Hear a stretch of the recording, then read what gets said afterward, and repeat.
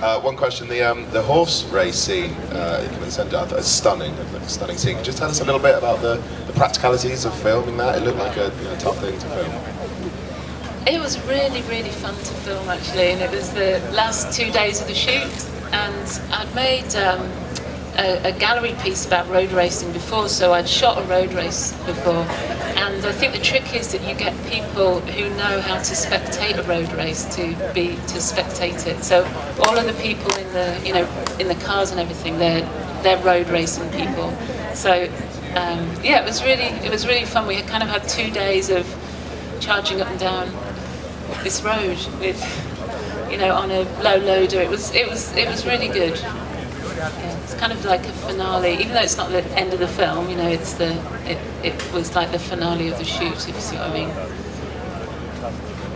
And can you tell us about The Selfish Giant, the relationship with the short story, with the Oscar Wilde short story, and how that comes to be the title, and what's your thinking behind it?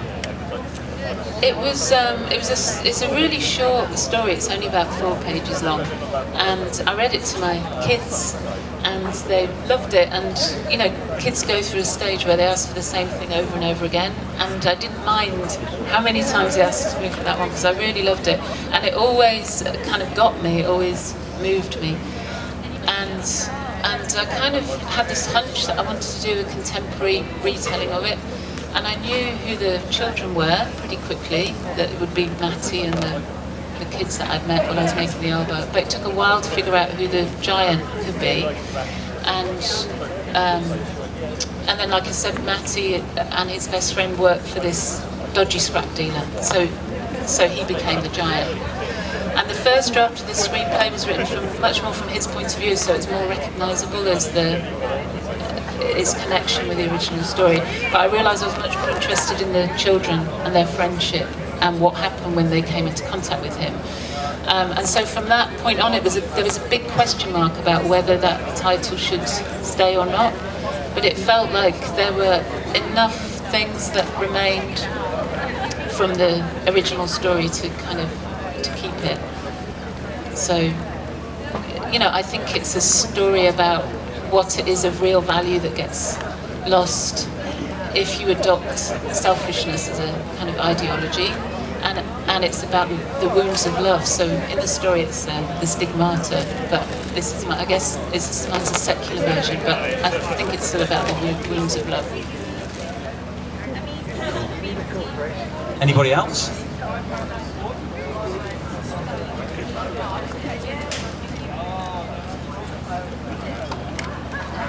Say thank you, because definitely the movie moves something inside myself. I work with kids every day. I'm a nanny, and I know you can learn a lot about kids and about how they interact with the adult world. So my question is, what kind of thing you especially learn about to work with kids, about to make them actually move this movie and all the dialogues? And I'm sure they must to show you a couple of things you didn't.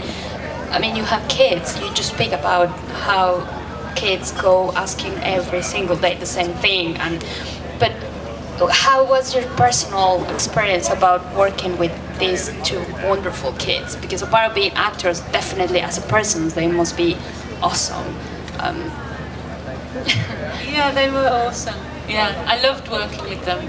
They were really fantastic, and Connor, who plays Arbor, is actually quite shy, and Sean, who plays Swifty, is actually quite extrovert. So they kind of had to play against type. And the kind of first sort of rehearsals that we did, Sean, he's a big lad, and he's a good boxer. He was like, there's no way I'd take orders from a 12-year-old, a skinny little 12-year-old. So, they both had to kind of adjust to play these characters. And I guess the thing when we were casting, the thing that was really clear about both of them was that they were really good storytellers. So they really understood story, and we couldn't shoot in story order. So it was a case of talking to them about where their character was at any point within the story. But they've both got fantastic imaginations, and also in a way I think neither of them could do. This might sound a bit pretentious, but neither of them could do anything but an honest performance. That's what was really brilliant about them.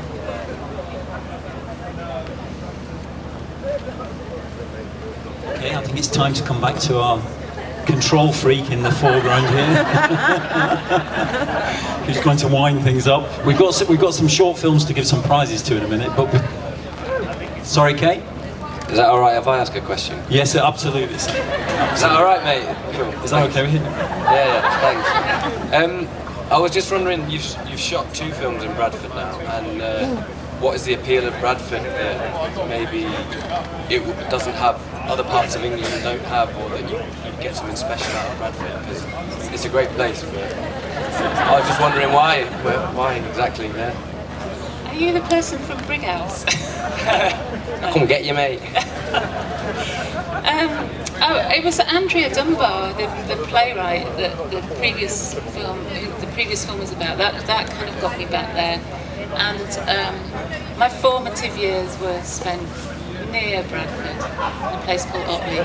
And yeah, but it was really Andrea Dunbar, and I suppose Alan Clark.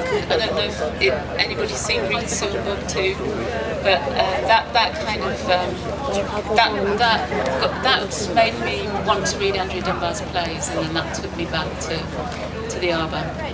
So one film really grew out of the other, but which isn't to say I'm not going to go back to Bradford again.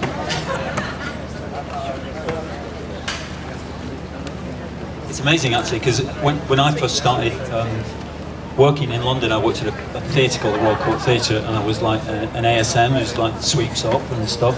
And the play that was being done was The Arbor, Andrea Dunbar's Arbor. So I met Andrea a few times. I knew her quite well actually. And then when I tried to move into films, the guy I wrote to Alan Clark and asked him if I could go and watch him make films, come on his set. And he was brilliant. He let me go on the set and everything and watch him doing it. So weird degrees of separation, no degrees of separation. So we've arrived at the final moment. It better be worth it. Thank you so much. Sorry for putting both of you on the spot, but I really wanted to ask this question to the both of you. Slightly selfish question, dare I say. What are you doing on August 15th? I didn't look in my diary, I don't know. Why? Well, the reason I ask is I'm doing my director's showcase. And it would be a great honor if both of you, all of you here, would come to the showcase. What does it involve?